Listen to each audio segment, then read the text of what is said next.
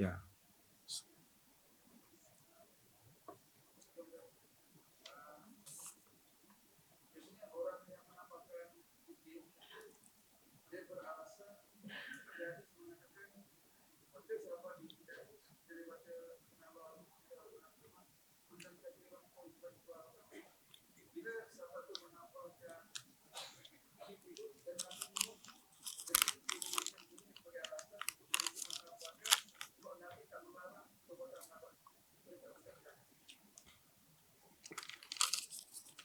Pertama, kita hendaklah tahu bahawasanya hal-hal yang berlaku pada zaman Nabi SAW,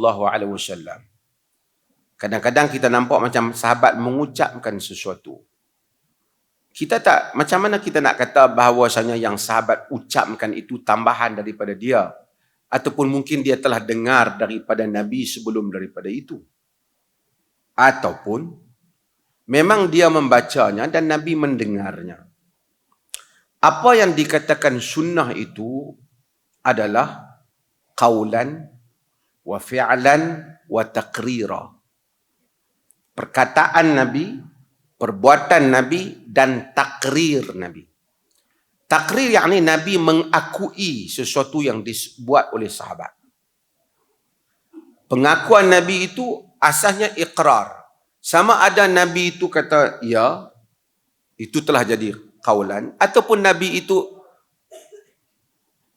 ibtasama, Nabi itu senyum, ataupun Nabi itu diam,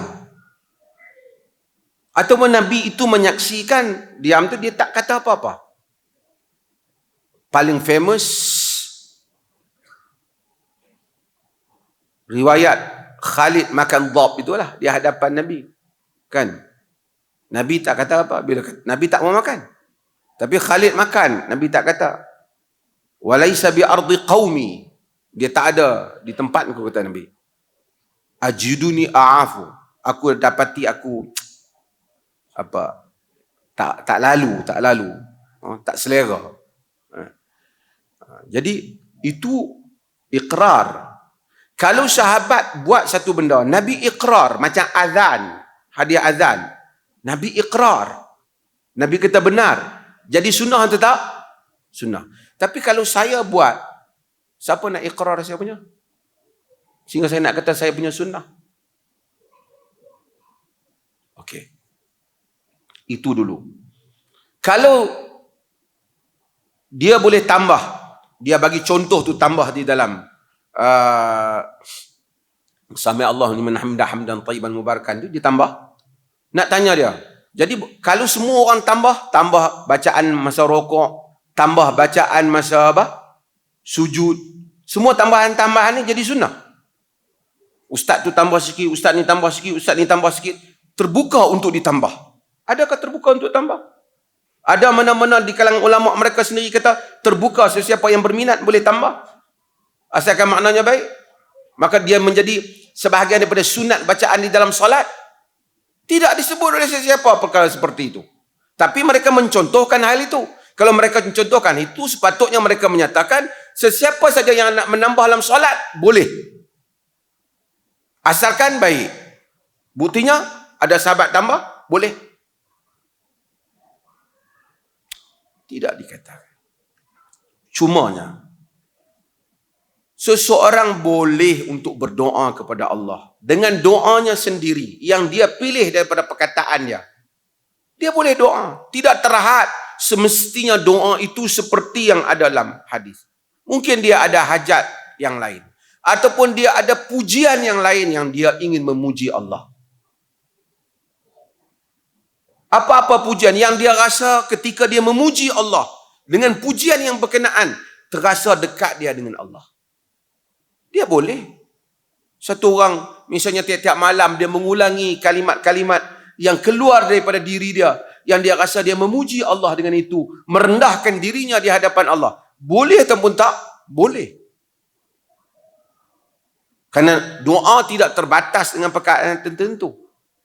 Tapi zikir yang menjadi sunnah telah disenaraikan oleh Nabi. Tapi kalau satu orang tu nak memuji Allah, ya Allah yang maha pemurah, yang maha melakukan kebaikan untuk kehidupanku. Dia tahu dalam bahasa Melayu, dia puji. Boleh pun tak? Dia mengulangi itu. Boleh tak? Boleh. Apa yang mendekatkan dirinya dengan Allah Subhanahu Wa Taala? Boleh. Tidak dia anggap bid'ah. Melainkan dia pergi bagi tahu kat kawan dia, cara nak puji Allah hak betul ni, hak aku buat malam tadi. Itu tak boleh. Itu untuk diri dia, ya. Dan kemungkinan satu orang tu dia telah memuji Allah dengan satu kalimah.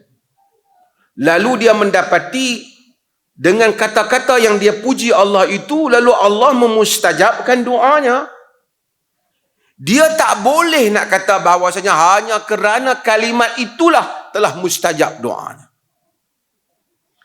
Kemungkinan kerana kalimat itu, tapi kemungkinan juga ketika dia berdoa itu, jiwanya begitu luluh dan pasrah kepada Allah. Allah suka kepada keadaan dia ketika itu. Lalu mustajab doanya.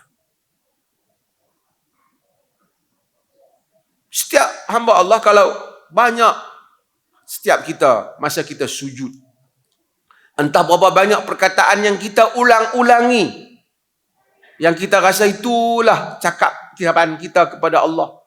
Yang dekat kita rasa bila kita memanggil Allah. Bila kita mengadu kepada Allah, kita guna bahasa kita sendiri. Boleh atau tak? Boleh. Tapi kita tak boleh bagi tahu betul kat kawan kita. Ni yang cara yang sunnah. Yang sunnah mestilah yang didatangkan oleh Nabi SAW. Soal boleh, seorang tu apa yang Allah mudahkan untuk dia. Nabi mendengar sebahagian sahabat memuji Allah dengan pujian tertentu. Nabi ada bagi hadiah kerana Nabi kita pandai dia memuji Allah. Pandai dia memuji Allah.